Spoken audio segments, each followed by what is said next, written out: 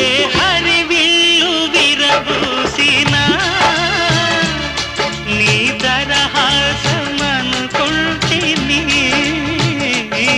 ఏ చిరుగాలి కదలాడినా నీ చరణాల శృతి వింటిని.